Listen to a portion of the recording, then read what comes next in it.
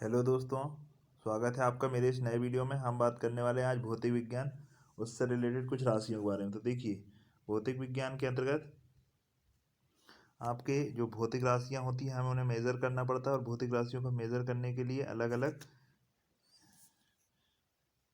प्रयोग की करते हैं कि कौन कौन सी राशि किस में मेज़र होंगी। चलिए, सबसे पहले हम बात कर लेते हैं बल। तो बल को हम नापते हैं काय में? न्यूटन में, क्योंकि बल बराबर एफ इज इक्वल टू होता है, आपको पता है, एम ए।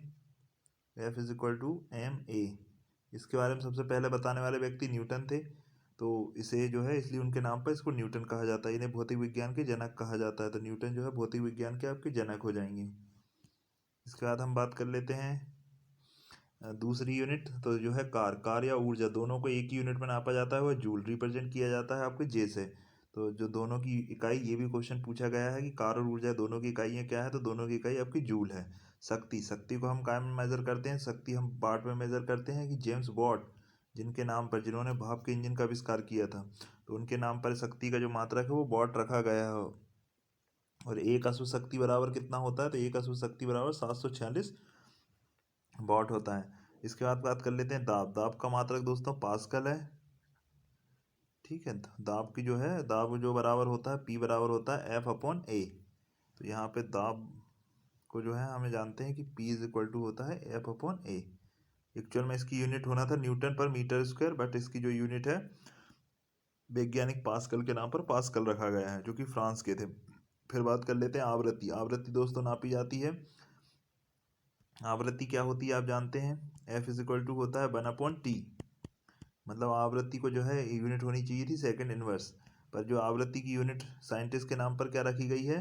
हेनरी हर्ट्स के नाम पर हर्ट्स, क्योंकि उन्होंने सबसे पहले जो है तरंगों के बारे में बताया था, रेडियो तरंगों के बारे में, तो इसलिए उनको जो है यूनिट का नाम रख दिया गया है उनके नाम पर, आपके हर्ट्स।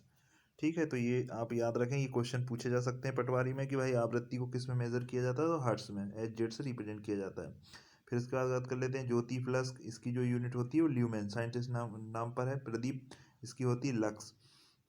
आवेश क्या होता है? तो आवेश की जो यूनिट है वो कूलाम होती है। इसके बाद कर लेते हैं विभव की जो यूनिट होती है वो वोल्ट होती है। धारिता की बात कर लें, उसकी यूनिट होती है फेराडे। इसके बाद बात कर लें प्रतिरोध की होती है ओम।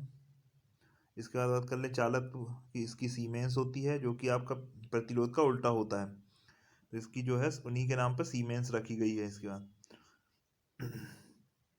आपके पास चुंबकीय प्रेरण की जो है, या चुंबकीय फ्लक्स जिसको बोलते हैं, इसकी यूनिट टेस्ला है।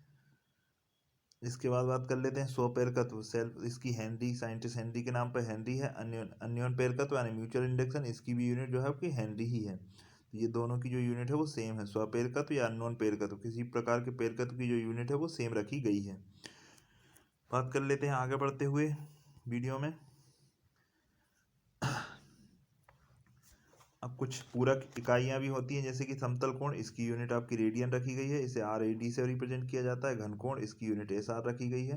तो ये जो है पूरक कोण है। सिर्फ पूरक यूनिट कितनी है ये क्वेश्चन भी पूछा जा सकता है, तो पूरक यूनिट आपको बता देनी है कि पूरक यूनिट होती है 2। इसके बाद बात कर लेते हैं कि देखिए, पहले ताप को डिग्री सेल्सियस में नापा जाता था, डिग्री सेंटीग्रेड में, सॉरी, अब डिग्री सेल्सियस में इसको मेजर किया जाने लगा है। आवृत्ति को पहले कंपन प्रति सेकंड में नापा जाता था, आजकल हर्ट्ज में मेजर किया जाता है। ज्योति तीव्रता को पहले कैंडल शक्ति में नापा जाता था, कैंडेला CD में नापने लगे हैं। अब व्युत्पन्न मात्रक क्या होते हैं? डेरिवेटिव। तो वह मात्रक होते हैं जो मूल मात्रकों की सहायता से एक्सप्लेन किए जाते हैं। उदाहरण के लिए अगर आप बात कर लेंगे क्षेत्रफल की यूनिट क्या होगी? तो क्षेत्रफल की यूनिट वही होगी जो लंबाई और चौड़ाई की यूनिट होगी। अगर लंबाई और चौड़ाई मीटर में मेजर किए जा रहे हैं तो क्षेत्रफल भी जो है मीटर स्क्वायर में आएगा।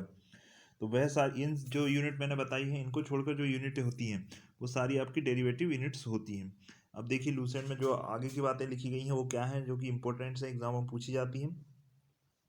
देखिए, सबसे जो इम्पोर्टेंट जो आपसे पूछा जाता है वो प्रकाश वर्ष क्या है? तो प्रकाश द्वारा एक साल में, प्रकाश एक साल में कितनी दूरी तय करता है? तो हम जानते हैं प्रकाश की जो स्पीड होती है वो होती है 3 × 10⁸। प्रकाश की स्पीड सबसे ज़्यादा है मीटर पर सेकेंड, 3 × 10⁸ मीटर पर सेकेंड, ये सबसे ज़्यादा होती है। अब प्रकाश की गति सबसे ज़्यादा होती है। प्रकाश एक साल में बहुत ज़्यादा दूरी कवर कर लेता है, 9.46 × 10⁻15। ये जो दूरी है प्रकाश द्वारा तय कर ली जाती है। दूरी मापने की सबसे बड़ी इकाई पारसेक है। तो इसके बाद दूसरा ये है कि अगर आप प्रकाश अंतरिक्ष में दूरियां नाप रहे हैं तो आप पारसेक में भी नाप सकते हैं, प्रकाश वर्ष में भी नाप सकते हो। अब इसके बाद देखिए बल का